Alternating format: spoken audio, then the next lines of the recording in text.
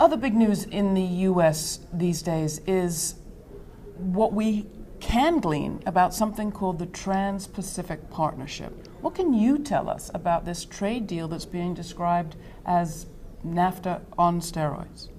Well, actually, I can't tell you very much because it's being kept secret. Not entirely secret. Major corporations are part of the process. They know what's going on.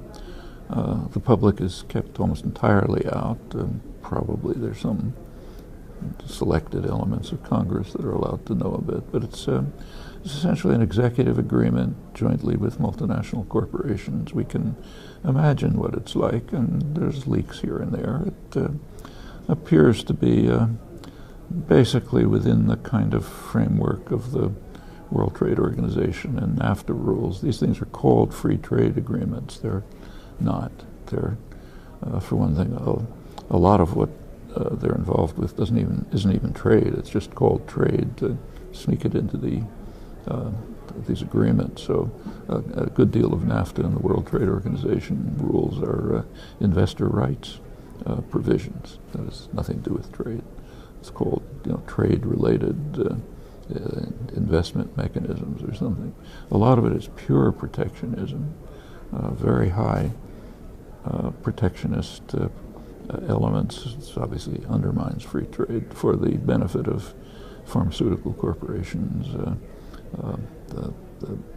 Disney and others. It's just to try to protect their exorbitant profits and harm the population. These are patent rules so high that if they had existed in the 19th century and been enforced, the U.S. would be an agricultural producer today.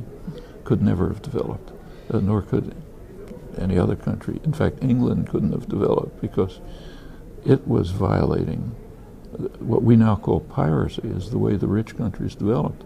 Now there's a phrase for it in trade theory. It's called kicking away the ladder. First, you violate all the rules, market rules, and then by the time you've succeeded in developing, you kick away the ladder so others can't do it too, and you prate about free trade.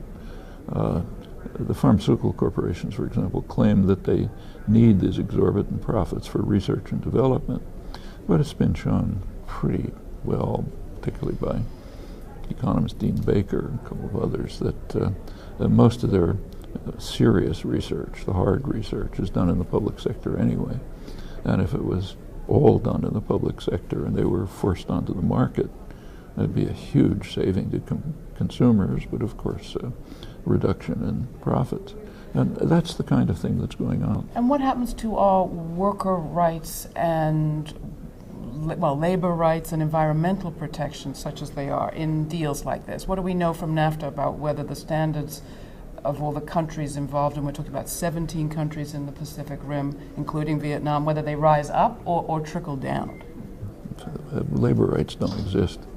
In fact, NAFTA is a good case. It's been studied quite well. It's one of those rare trade agreements where the working class and the peasants and farmers in all three countries suffered a lot of profits. But one of the reasons for NAFTA, for example, is take the Mexican. There's supposedly an immigration crisis in the United States. Why? Why are people fleeing to the United States? Well, some are actually still fleeing from the ravages of Reagan's wars in the 1980s and Guatemalan highlands and so on. But plenty are coming from Mexico. The Mexican-U.S. border used to be an open border, pretty open border. And pretty much the same people live on both sides, like most borders. It was established by conquest, in fact, a very aggressive war. The U.S. conquered half of Mexico. In 1994, Clinton started militarizing the border. 1994 is the year when NAFTA was pushed through. We don't have internal documents, so you have to speculate. But I think it's likely that the Clinton administration understood that NAFTA was going to undermine Mexican farming. Mexican campesinos are quite efficient, but they can't compete with highly subsidized U.S. agribusiness. The U.S. doesn't observe the free trade principles. Those are for the weak. So the agribusiness is highly subsidized and pours products into Mexico, drives out Mexican farmers.